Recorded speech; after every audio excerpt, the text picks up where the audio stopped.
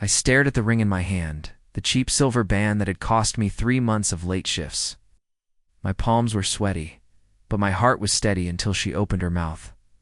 "Jake." "I can't do this anymore," Claire said, her voice sharp. Too sharp for someone I thought I'd spend forever with. My throat tightened. "Can't do what, this?" She gestured around my apartment at the cracked walls and secondhand couch. "This life. Us. I can't marry someone who has." "Nothing." I blinked, stunned. "Nothing. I've been building something, Claire." The app. She cut me off with a laugh, the kind that stabbed deeper than silence. The app. "You think your little project is going to change anything, Jake? Dreams don't pay rent. They don't buy a wedding dress. They don't give me the life I deserve." My chest burned. "So you're leaving because I'm not rich enough? After everything? Don't twist it." She crossed her arms. "I'm leaving because I know where this is going. Nowhere." I stepped closer. I thought love was enough. Her eyes hardened. "Love doesn't matter when you're drowning in bills. Nathan doesn't struggle like you. He knows what he wants. He can give me security. Can you?" I felt my hands clench. "Nathan, my rival from college? You're leaving me for him?" She didn't flinch. "At least he has ambition that pays. You've been chasing a fantasy?" "I don't want to waste my youth on false promises." My voice cracked. "So all those nights we dreamed together, all those times you said you believed in me, were they lies?" Her silence said everything. I swallowed the lump in my throat. "Say it. Say you never loved me." Claire looked away, her lips trembling for a moment, before she muttered, "I loved the idea of you, but ideas fade." I laughed bitterly, though it felt more like choking. "You loved the idea of me, but not me. Got it." She grabbed her purse, her heels clicking against the worn floor. "Don't make this harder. Well, thank me one day when you realize I was right." "Right about what? That I'm a nobody? That I'll never be anything?" My voice echoed in the tiny apartment. Her eyes softened for the first time. "Jake, you're a good man, but good doesn't build empires. I want more." I felt my chest cave in. "And Nathan's your more?" "Yes." She said it without shame. For a moment I couldn't breathe. I saw every memory of us, every laugh, every promise turned to dust. "Then go," I whispered. "Go live your dream." She hesitated. "I'd hope you find peace." But when she walked out, slamming the door, peace was the last thing I felt. I sat on the couch, staring at the ring in my hand. My fingers curled around it like it was the last piece of me. The door creaked. Lucas stepped inside, my best friend since high school. "Dude, what happened?" I saw Claire storming off. I laughed without humor. She left me, said I'm nothing. Said Nathan's better. Lucas's face darkened. "Nathan, it's that arrogant prick. You've got to be kidding me. No joke." I held up the ring. "I guess this belongs to no one now." Lucas dropped onto the chair across from me. "She's insane. You've been grinding nonstop." She couldn't wait. She didn't want to wait, I muttered. She wanted guarantees I couldn't give. Lucas leaned forward. "Jake, listen. To me, you're not a nobody. You've got brains. You've got drive. Drive doesn't fill her closet." I cut him off. "Ambition doesn't buy her champagne. She wanted a man with money. Nathan has it. I don't." Lucas shook his head. "She'll regret this. Mark my words." I looked at him, bitter. What if she's right? What if I'm just wasting my life on a dream that'll never happen? Stop that. His voice was sharp. "You've been building that app for years. You believe in it, and I believe in you." I rubbed my temples. Doesn't matter. She believed in Nathan more. Lucas sighed, then let her. "You don't need someone who quits when it gets hard. You need someone who fights with you, not against you." I stared at the ring again. Fights with me. I thought she was that person. He leaned back, shaking his head. Guess she wasn't strong enough. Silence stretched between us. Heavy, suffocating. Finally, I whispered. She said, "I'll never be anything." Lucas slammed his fist on the armrest. "Then prove her wrong. Prove her and Nathan and every idiot who laughed at you wrong." I let his words sink in. My chest still hurt, but beneath the pain was a flicker of something else. Rage. Fire. I clenched the ring in my fist until it dug into my skin. "Fine," I said quietly. "She thinks I'm nothing. I'll make sure the world knows my name. One day she'll see it everywhere." Lucas smirked. "That's the Jake I know." I leaned back, staring at the ceiling. My heart felt torn apart, but somewhere inside a new voice whispered, "This isn't the end. This is the beginning." And that night, as tears burned my eyes, I swore to myself I'd rise so high that the girl who left me for security would have no choice but to see what she threw away. I didn't move from the couch for days. The curtains stayed shut, the air heavy with the smell of stale coffee and takeout I hadn't touched. Claire's words kept playing on repeat. "You're nothing, Jake." Lucas showed up again, tossing a bag of food onto the table. "You look like hell, man." "Thanks," I muttered, rubbing my eyes. He sat down beside me. "You can't keep doing this. She doesn't get to ruin you." I let out a hollow laugh. She already did. She left me for Nathan. She made it clear I'm worthless. Lucas leaned forward. "Worthless? Jake, you built something from scratch. Most people wouldn't even try." I stared at the wall. "Try doesn't matter if it fails." "Fail?" He shook his head. "You haven't failed, you're just what, broken? Pathetic?" My voice cracked. Lucas grabbed my shoulder. "Human and hurt. That's not the same as failing." I turned away. She was right, though. I can't give her anything. Not now, not tomorrow. I'm not Nathan. Lucas's jaw tightened. And thank God for that. "You want to be a carbon copy of him? It's flashing money, no soul." "At least he has money," I said bitterly. Lucas stood, pacing. "You're missing. The point? Claire left because she's shallow. That's not on you." I closed my eyes, exhaustion weighing me down. Feels like it's on me. The next evening, my phone buzzed. "Mom." I hesitated before answering. "Jake," she said softly. "We heard about Claire." "Of course you did," I muttered. "She's engaged to Nathan now." I swallowed hard. "Looks that way." There was silence. Then Dad's voice cut in. "Son, maybe she was right. Maybe you should get a stable job. Something safe. These ideas of yours, they're risky." I gripped the phone tighter.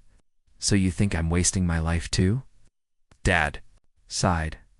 "We just don't want to see you get hurt again." "Hurt again? You mean prove everyone right that I'm a failure?" My voice rose. Mom spoke quickly. "No one's saying that. We just worry. Claire's choice says more about her than you." I hung up before they could say more. My chest ached. Even my parents doubted me. That night, Lucas dropped by again. He found me staring at my laptop screen, the cursor blinking on my half-finished. "Code? You're working?" he asked carefully. "Trying," I whispered. He pulled up a chair. "What's going through your head?" I looked at him, my eyes stinging. That maybe everyone's right. Maybe I should quit. Get a normal job. Stop pretending I'm capable of more. Lucas shook his head fiercely. "Don't you dare. You've put your soul into this. Don't let Claire's betrayal erase that." I slammed the laptop shut. But what if she's right? What if I never make it? Then I wasted years on nothing.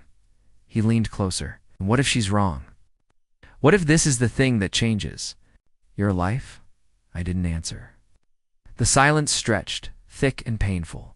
Finally, Lucas spoke again, softer. "Jake, I know it hurts. I know it feels like the world's against you. But I also know you. You're stubborn, brilliant, and you don't quit when things get hard. That's why I believe in you even when you don't." My chest tight. "Believe in me? Even now? Especially now?" he said firmly. I swallowed hard, my hands trembling. "Then why does it feel like I'm drowning?" "Because you've been hit. When you get hit, you don't stay down. You get up, that's who you are." I let his words sink in. For the first time in days, something stirred inside me, small but alive. I opened the laptop again, staring at the code. My voice was low, almost a whisper. "So I either prove her right, or I fight." Lucas smirked. "There's the Jake." "I know." I nodded slowly, the weight of the decision pressing on me. "Then I fight." The night stretched on. My fingers hovered over the keyboard. Fear clawed at me, whispering that I'd fail, that Claire was right, that I'd always be nothing. But beneath the fear, another voice grew louder, a voice that sounded like mine. I whispered to myself, she thinks I'm done. I thinks I'm nothing, but I'm not. I'll show her. I'll show them all. Lucas leaned back, grinning. Now that's a promise I can get behind. And for the first time since she left, I felt something stronger than heartbreak. Hope. I stared at the glowing screen in front of me. Lines of code filled the page, messy but alive. The same project Claire once dismissed as childish. Lucas leaned over my shoulder. You're really betting everything on this app? I nodded. What else do I have? She already took my dignity. If this fails, at least it fails on my terms. He sighed. Jake, I'll support you, but promise me you'll sleep. You've been up 3 nights straight. Sleep can wait. I muttered, this can't. The first pitch meeting was a disaster. The investor across the table smirked at me. An app that connects freelancers to small businesses. Cute. But we already have platforms for that. Mine does its smarter AI matching, faster payment systems, and 0 commission fees. He waved me off. Ideas are cheap. Execution costs money, and you don't look like someone who has any. I stood slowly, fighting the sting of humiliation. Thank you for your time. Outside, Lucas caught up with me. They didn't even listen. They saw me and already decided I'd fail. I muttered. He nudged me. So, we'll find someone else. But someone else didn't want to listen either. The second investor leaned back in his chair. I like the concept, but you have no proven track record. Why should I risk capital on you? Because I won't stop until this succeeds, I said firmly. He chuckled. Passion doesn't pay dividends. By the time I left the 4th meeting, my legs felt heavy. Each no echoed louder than the last. Lucas walked beside me, silent for once. Finally I muttered, maybe Claire was right. Maybe it's just a fantasy. Don't you dare, he snapped. You're not done. You're just getting started. The debts started piling up, credit cards maxed, overdue rent notices stacked on my desk. I sat in the dark one night staring at the bills. Lucas walked in, dropping off food again. You're in deep, huh? Too deep, I whispered. If this fails, I lose everything. He leaned on the counter. And if it works? I looked up at him. If it works, I'll never hear Claire's laugh in my head again. 2 weeks later, I sat in another boardroom, nervous sweat under my collar. The investor was a woman this time, early 30s, sharp eyes, a presence that filled the room. She skimmed my proposal. Your numbers are rough. Your projections are optimistic. And your pitch deck looks like it was made overnight. Winced. It was. She raised an eyebrow. So you admit it? Yes, I said honestly, 'cause I'd rather be real than polished. I don't have millions backing me. I don't have a safety net. I only have this idea and the work I've already put into it. Her gaze lingered on me, curious. People sell a dream. You sound like you're fighting for survival. I am. She leaned back. Tell me, Jake, why do you care so much about this app? I hesitated. Images of Claire flashed in my mind, her mocking smile. Because people like me, people who get overlooked, doubted, pushed aside, we deserve a chance. This app gives that chance. It connects small voices to bigger opportunities. For the first time, she didn't look bored. Interesting answer. Lucas nudged me under the table. I took a breath. Look, I know you've heard 1,000 pitches better packaged than mine, but no one will fight harder than I will. Give me a fraction of the trust you'd give Nathan or anyone else with a fancy last name, and I'll turn it into something real. She tapped her pen on the table. Nathan. I froze. He's someone I used to know. Her lips curved slightly. Ah, a rival. I didn't reply. She leaned forward. I like underdogs. They tend to bite harder. My name's Sophia. I don't invest in ideas, I invest in people. I think you might just be stubborn enough to pull this off. My heart skipped. So you're On one condition, she said coolly. You stop doubting yourself. If I put money into this, you don't get to quit halfway. You either rise or you burn trying. I swallowed hard. Deal. Sophia extended her hand. I shook it, my grip trembling with adrenaline. Lucas grinned wide. Finally, someone who sees what I see. Sophia smirked. Don't celebrate yet. I expect results. Fail me, and I'll make sure no one in this city invests a dime in you again. I nodded. Then I won't fail. On the ride home, Lucas practically bounced in his seat. Do you realize what just happened? You got someone to believe in? You! I stared out the window, the city lights blurring. Yeah, for the first time since Claire left, someone actually saw me as more than a joke. Lucas clapped me on the shoulder. Told you, you're not nothing, I whispered, more to myself than him. No, I'm not nothing. Not anymore. The words felt strange, like trying on new armor. I pulled out my phone, staring at Claire's. Old texts still saved there. For months they'd haunted me, reminders of what I wasn't. But tonight, for the first time, I felt something different. Hope, are you kidding me? I muttered, staring at the email on my laptop.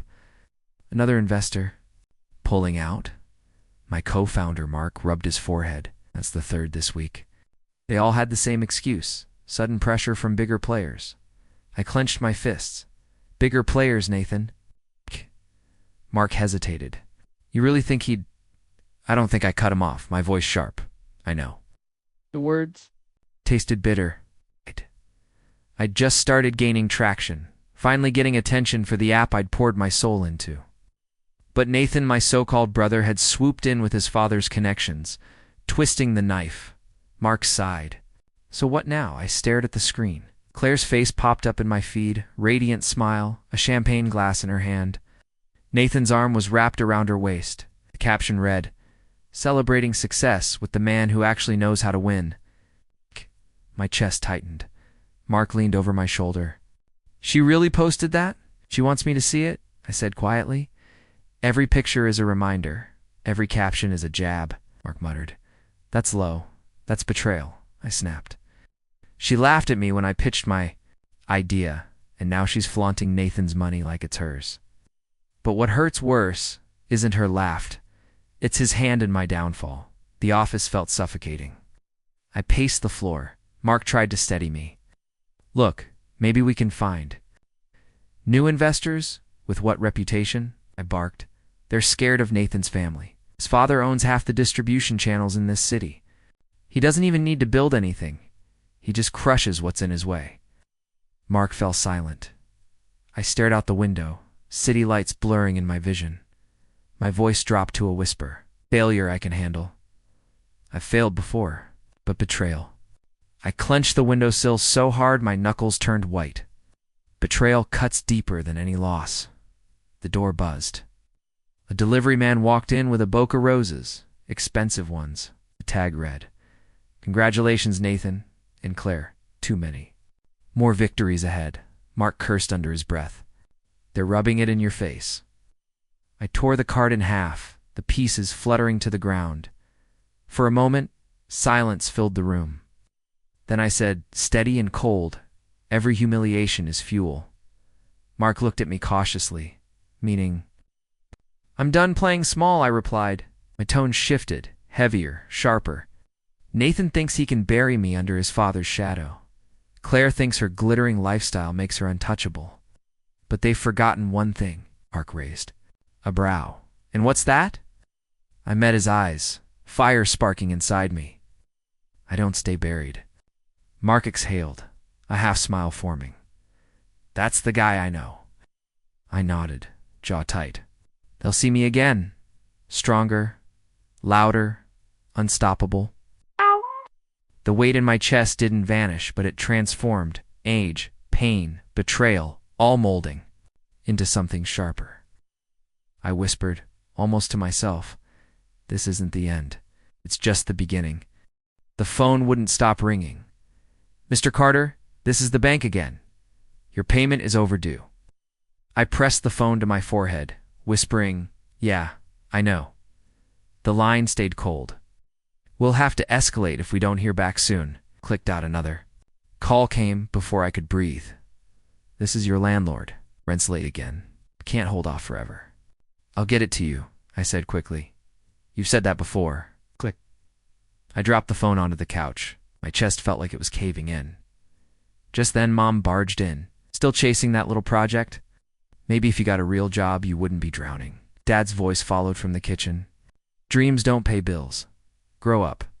I gritted my teeth. "You think I don't know that?" Mom folded her arms. "Then prove it. Do something that actually matters." Their words cut deeper than the calls.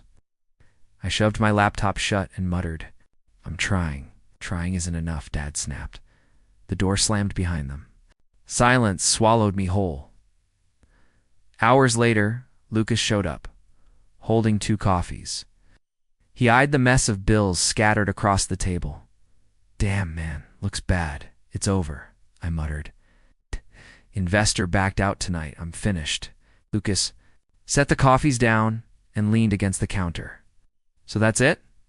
You're giving up?" I didn't answer. He walked over, grabbed my shoulder. "Look at me." Kept my eyes on the floor. "Look at me, man." Finally raised my head. His stare was sharp, unwavering. "You can't keep doing this to yourself," he said, crying over their approval, waiting for them to believe in you. They never will. I swallowed hard. What am I supposed to do? He pointed toward the cracked mirror on the wall. "Go on." I stepped toward it slowly, every part of me trembling. My reflection stared, back-tired eyes, hollow cheeks, failure written all over me. Lucas's voice cut through. "See that guy? He's got 2 choices. He can stay their victim forever, or he can make them choke on his success." My throat tightened. "You hear me?" Lucas pressed. "Choke on it." Tears burned my eyes. "But what if I can't?" He shook his head. "Then you never deserved it in the first place." "But I know you, man. You're not done. You're scared, but you're not done." I covered my face with my hands. My whole body shook. "I don't know if I've got anything left." "You do," Lucas said firmly. "You just buried it under all the crap they've thrown at you. Dig it back out." The silence stretched. My breath came ragged, uneven. Slowly, I lowered my hands in the mirror. I saw more than failure. I saw someone who still had fight left. Lucas's reflection appeared behind mine, his hand gripping my shoulder. "There you go," he said softly. I exhaled, shaky but alive. "All right, no more pity, no more waiting. That's it. They're going to regret every word they said to me." Lucas smirked. "Now you're talking, for the first time." In weeks, my chest didn't feel so heavy. The lights above the stage felt hotter than fire. My palms sweated through the note cards I wasn't even reading. I heard the low hum of voices, investors waiting, restless, unimpressed. "Breathe," Sophia whispered from the front row.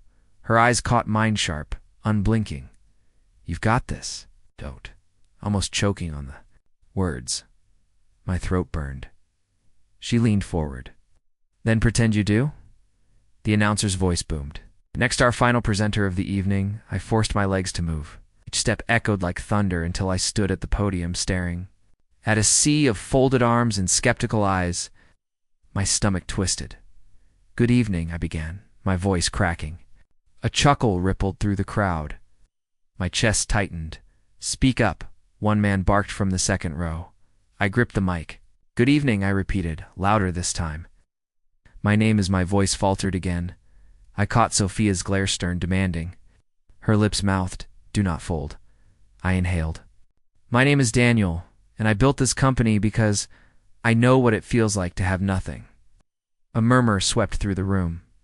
I pressed forward, words tumbling like water. "When my family abandoned me, when I was laughed at, when everyone said I'd fail, what kept me alive was one thing. Ain't the belief that people like me deserve tools, opportunities, hope.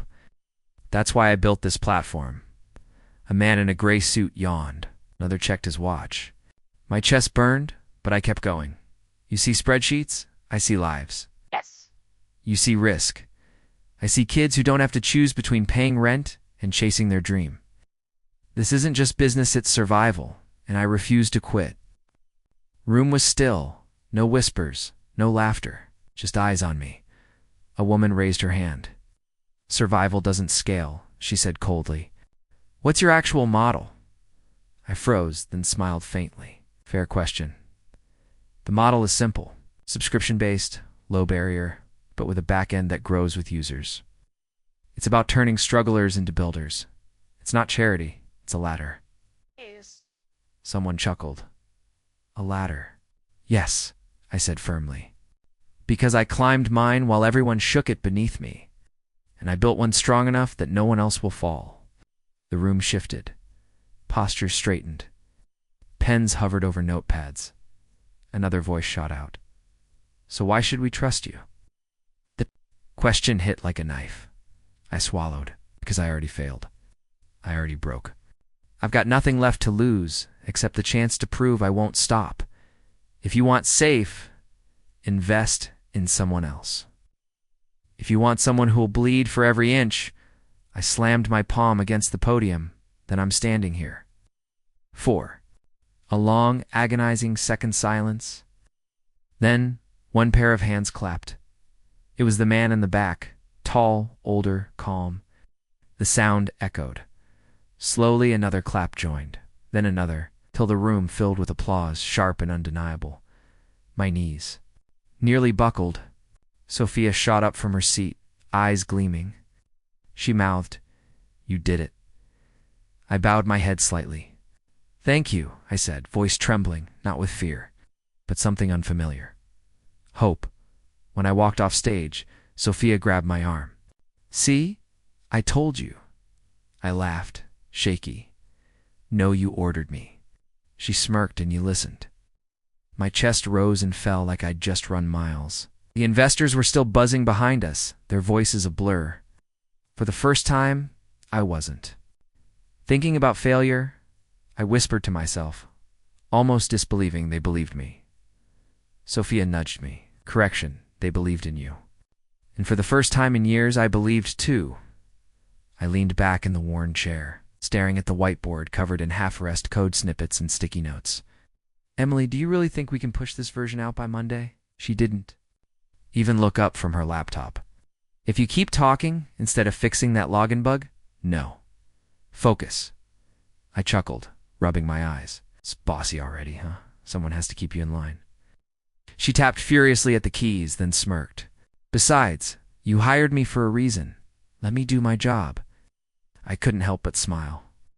Emily was sharp, confident, and brutally honest. Exactly what the startup needed. The office, or rather, the dingy apartment I'd turned into an office, smelled like burnt coffee. "Do you ever sleep?" I asked. "Not when I'm coding."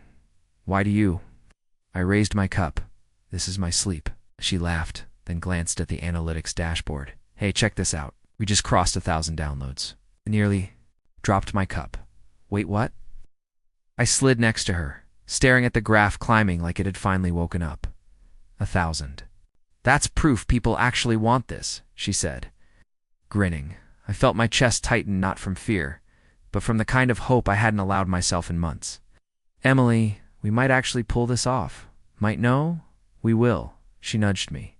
"But don't get soft now. We're just getting started." We worked until the sun crawled through the blinds, throwing pale light over scattered pizza boxes. Oh, my back ached.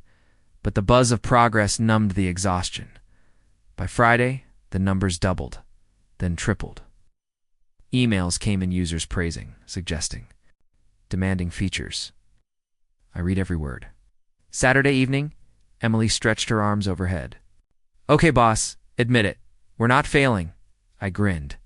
"Fine, we're not failing. We're winning." She gave a mock bow.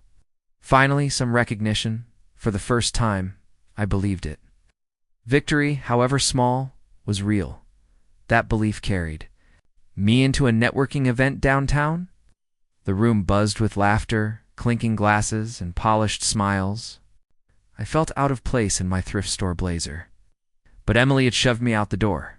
"Go network, brag," she'd said.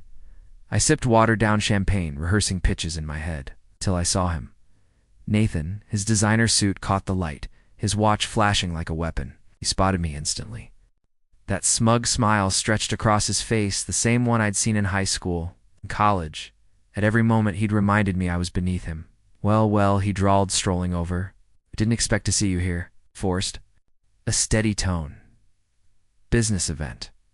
I run a startup now. Oh. His eyebrow arched. A startup?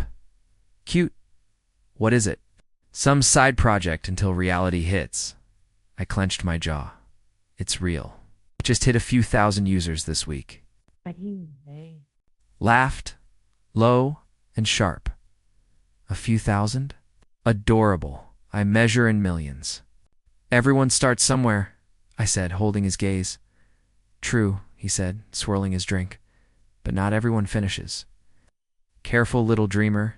This world eats people like you alive.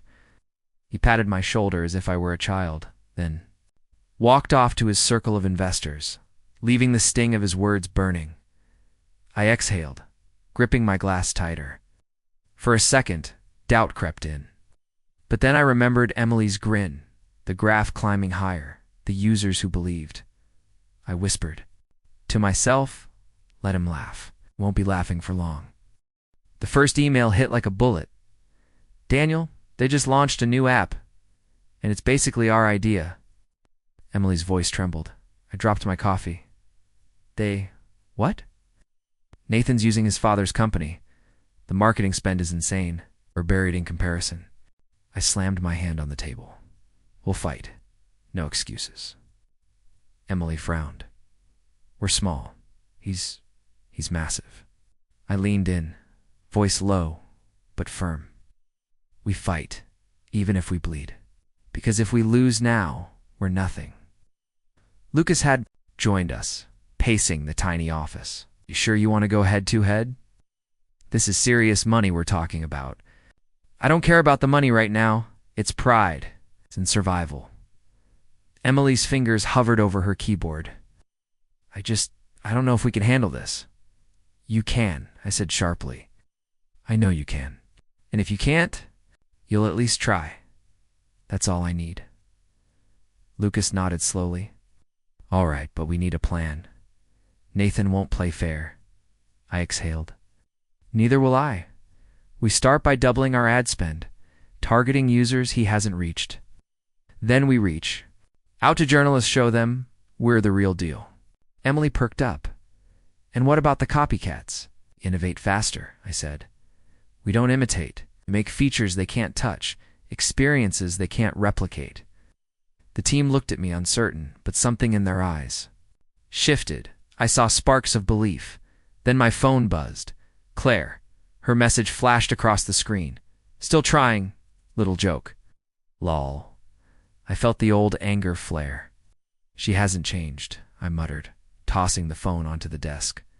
Emily leaned over. Ignore it. Focus on the users. Right, I said. Every laugh, every insult fuels us. We use it, don't let it use us. I walked to the whiteboard, scribbling deadlines, ad strategies, and coding priorities. We work nights. Mornings, weekends, every second counts. Lucas frowned. You're asking for insane hours. People will burn out. I said, eyes blazing. We fight like hell because if we falter, Nathan wins. Let him. Emily glanced at me, hesitation fading. Okay, let's do it for the users. For us. Exactly. And remember this, he can throw money, influence, and fake articles at us. But we have the one thing he doesn't. Heart. We built this from nothing. That counts for more than any ad campaign. Lucas crossed his arms. You sound like a battle. General, I smirked briefly. Maybe I am. And every soldier here fights to the last breath. The tension in the room lifted slightly. The team murmured agreements, fingers flying over keyboards again. Ideas bounced, strategies formed, determination thickened the air. Hours later, I leaned back, exhausted but alive. We've got a war ahead, I admitted softly. Emily glanced up, hair sticking out from a late-night coding session. Yeah, but maybe for once we're ready. I clenched my fists, voice barely above a whisper. We're never backing down. Not now, Not ever. Somewhere online, Nathan probably laughed, but I didn't care. We had fire, we had grit, and now we had each other. I stared at the screen, blinking at the numbers as if they'd lie to me. Triple? That? That can't be right? Emily leaned over my shoulder, eyes wide. It's right. Look at this graph, it just shot up overnight. Lucas whistled low. I haven't seen growth like this in months. What did you do differently? Shook my head. Nothing fancy, just... We focused on the people Nathan ignored. The small communities, the ones who needed us most.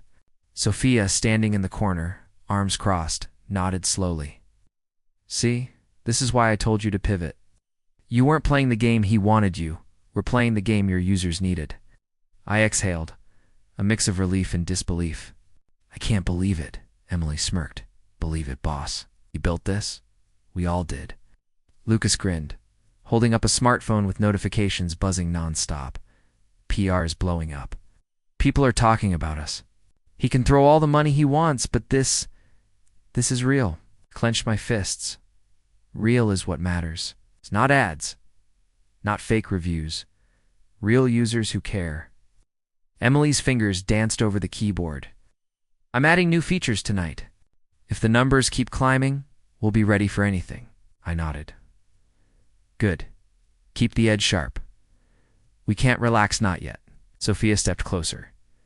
Daniel, this is your turning point. Nathan may have tried to crush you, but you're proving he underestimated grit and belief. I looked at her, swallowing hard. I've never had this feeling before. Power. Control. It's not about money. It's about finally being seen for what I can do. Lucas raised an eyebrow. You're getting philosophical on me. Stick to the battlefield, General. I laughed, tension loosening. Fair enough. But you know what? I've fought for every inch. And now, the tide is shifting. I feel it. Emily leaned back, arms crossed, smirking. Then let's ride it. The users love us, our features are unique, and Nathan's chasing shadows. We have the momentum. Don't blow it. I ran a hand through my hair, heart racing. We won't. Not today. Not tomorrow. We keep pushing. Lucas's phone buzzed again. Emails. Thousands of them. People want to be part of this. We're trending, real buzz. Social media is on fire. I grinned, feeling the energy wash over me. Finally, people are noticing us for the right reasons. For what we built, not what we copied or what someone else tried to destroy.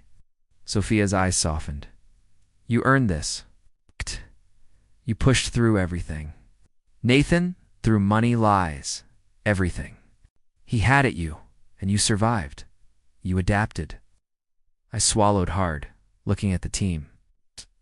Emily's grin, Lucas's excitement, Sophia's pride they believed, and I believed in them. In us, Dot? Emily nudged me. Boss, ready for the next challenge? I clenched my jaw, voice steady. Always, the battlefield is mine now. Nathan can fight all he wants, but we're not just surviving anymore. We're winning. Lucas smirked, powerful words. Let's make sure he feels every one of them. I nodded, staring at the rising numbers again. This is only the beginning. The war's far from over, but today we have the advantage, and we will use it. Emily's fingers flew over her laptop, and let's not waste a second. I exhaled, smiling, a fire igniting inside me. Let's show them what real grit looks like. For the first time in months, hope wasn't a whisper, it roared, and the battlefield was finally mine. I sat in my office, hands wrapped around, a mug of lukewarm coffee, staring at the news feed. Emily leaned over my shoulder, eyes scanning headlines. Daniel, Nathan's app data breach. It's all over the news. I didn't react at first. All over how? Regulators, lawsuits, investors pulling out. People are furious. It's exposed. She shook her head, disbelief in her voice. Lucas, pacing behind us, whistled low. Wow, karma's brutal. I smirked quietly. Not karma, just consequences catching up to arrogance. Emily frowned. Still, it feels strange. We didn't do anything. I leaned back, letting the tension drain. Exactly. We survived his attacks. We focused on building, on users who mattered. And now, the universe is doing the rest. Lucas raised an eyebrow. You sound like a monk or something. I chuckled. Call it observation. You don't need to fight every battle. Some fight themselves. Emily tapped her keyboard. I see it. Investor forums are exploding. People are discussing the ethical violations. Nathan's reputation is tanking. I sipped my coffee. And Claire. She's online less. No new vacation pics. No bragging posts. Emily smirked. Now, she's probably realizing the air castles. Crumbling, I let a small smile slip. They tried to bury me. But instead, they buried themselves. Lucas shook his head, pacing faster. I can't get over how fast this happened. Months of sabotage. It's gone in a week. I leaned forward. They were arrogant. They underestimated us. They thought money and influence could crush grit and belief. They forgot the basics. Integrity matters. Users notice. Investors notice. And now, the cracks are showing. Emily glanced up at me. What's next? Are we done? I shook my head. Not yet. The war isn't over. The battlefield has shifted. They're weak now, scrambling, and we're ready. Lucas crossed his arms. So, do we confront them? Publicly? Or just let it burn? I considered it. It burn. They're exposing themselves. No need to strike first. Let them dig their own pit. Emily smirked. When they look up, we'll be standing over them. Exactly, I said, voice low but firm. We don't need to rush. Every article, every complaint, every lost investor, they're doing the work for us. Lucas laughed. You're enjoying this a little too much. I leaned back in my chair, eyes on the scrolling newsfeed. No, Lucas, I'm savoring justice, not revenge. There's a difference. Revenge feels heavy. Justice feels inevitable. Emily nudged me. I like that. Feels cleaner. I nodded. Cleaner and stronger. We survive, we grow, we thrive. Meanwhile, their empire collapses under its own weight. Let them panic. Let them plead. Let them realize that shortcuts never win in the long run. Lucas shook, his head in awe. I've never seen you like this. Calm, collected, almost untouchable. I smiled faintly. It's the calm that comes after chaos. The storm is theirs now, and we're standing on solid ground. Emily glanced at me, determination in her eyes. Then let's make sure we're ready for the final confrontation. I clenched my fists lightly, feeling the fire reignite. We're ready, not just ready, unstoppable. Okay.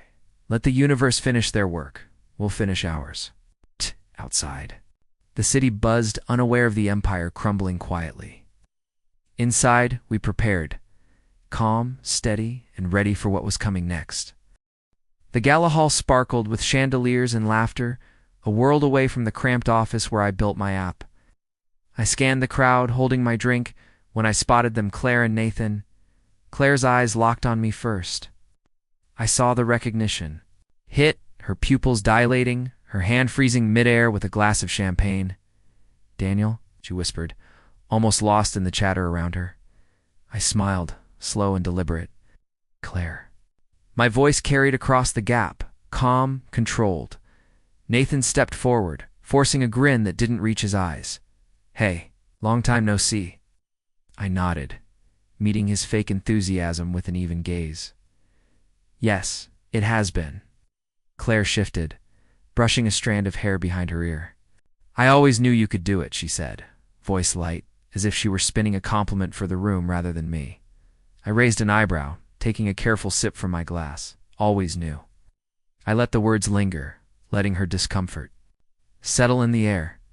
Nathan's jaw tightened. Look, Daniel, just stay in your lane. I laughed softly, shaking my head. My lane? Funny, Nathan. I didn't realize you owned the whole road. Claire swallowed, glancing around nervously. You're really the CEO everyone's talking about? I mean, I read about your funding, your numbers. I leaned slightly closer, voice calm but firm. You read about my hard work, my sleepless nights, my team's dedication, not just Muse. It seems someone underestimated it. Nathan's hand twitched. Careful, Daniel. Don't get cocky. I smiled faintly. Cocky? No, confident. There's a difference, you see. Nathan, yeah, well, you threw money and influence at the problem. I built something real, and real lasts. Claire's lips parted, uncertain. I didn't think you'd... I let her trail off. You didn't think I'd survive? Didn't think I'd rise? That's the beauty of underestimating someone. They work harder, smarter, and faster than you ever imagine. Emily appeared behind me, handing me a glass of sparkling water. She gave me a quick nod, a silent reminder of the team standing behind me. Lucas leaned in from the side, whispering they look like they've lost their script. I smirked. They did. I think control is theirs. But I've already won. You just don't know it yet. Claire fidgeted with her bracelet. Daniel, maybe I misjudged. I shook my head slowly, calm, collected. It's not misjudgment, Claire. It's clarity now. You see the results, the impact, the success. You're just realizing it too late. Nathan stepped closer, voice tight. Just remember who you're dealing with. This isn't over. I held his gaze evenly. It's over for the ego, for the underestimation, and for anyone who thought shortcuts would beat determination. Claire's eyes flickered, a mix of regret and disbelief. You've changed. So much. I smiled, but not warmly. I changed because I had to, not because anyone believed in me. That was the difference. Nathan turned, muttering under his breath, "We'll see about that." I raised my glass slightly, a silent toast to victory. Yes, Nathan, we will. And in the meantime, I enjoy watching reality catch up. I've walked away, shoulders straight, heart steady. Behind me, whispers followed, cameras clicked, and for the first time, I felt completely untouchable. I had faced the man already won. I sat at my desk, the evening city lights flickering through the blinds. My inbox pinged again. I hesitated, knowing who it was before even opening the subject line. Claire Emily peered over my shoulder. Another one? I nodded, my fingers hovering over the mouse. Yeah, and she's verbose this time. Lucas smirked, leaning in from his chair. Verbose? How? Just begging, apologizing, or pretending to be mature. I clicked. The email opened, her words scrolling across the screen. Daniel, I see everything now. Nathan, the empire, the truth. I made a mistake. I chose wrong. Can we meet? I leaned back, letting the screen reflect in my eyes. Silence stretched between us. Emily crossed her arms. Wow, she actually said all that. I shrugged. Calm. She did. But she's asking for closure, not offering anything else. Not that I need it. Lucas whistled. Closure. Or manipulation. I smiled faintly. Does it matter? I already have what I need. My success, my team, my life. She's looking for the Daniel she left behind. Too bad that guy's gone. Emily leaned closer, whispering, Are you going to reply? I shook my head slowly. No. My silence is louder than any words I could send. She wants attention. Busy building a life she can't touch. Lucas laughed softly. It's harsh. And perfect. I opened a new window, checking numbers, messages, team updates. Every alert reminded me where my energy went, and it wasn't on regret. Emily nudged me. Do you ever feel tempted to explain, to show her what she missed? I shook my head again, tempted. Maybe a fraction of a second. But the truth, the man she left behind is gone, placed by someone she doesn't recognize. And that's the point. Lucas leaned back, nodding slowly. It's like ultimate victory without confrontation. I smirked, sipping my water. Exactly. No yelling, no emails, no dramatic speeches. Just results. My life, my choices, my achievements. That's louder than any apology she could write.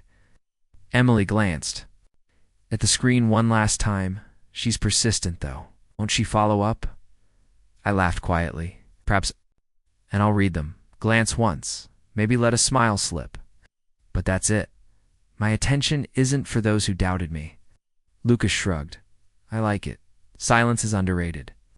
I nodded, eyes on the skyline. Silence proves more than words. Ever could she sees the CEO she ignored? She sees a life she can't rewrite. That's satisfying. Emily tilted her head, curiosity in her eyes. And Nathan? Any thoughts? I exhaled slowly. He's dealt with by the universe. Exposure, collapse, lost investors, natural justice. I don't need to lift a finger. Let him learn what arrogance costs. Lucas raised his glass. To the quiet triumph, the one that doesn't need screaming. I lifted my own. To growth, to moving on. To building without looking back. Emily smiled softly. Tend to the team that got you here. I nodded, heart full, but calm. Without them, none of this matters, but with them, everything's possible. I minimized the email, feeling a final weight lift.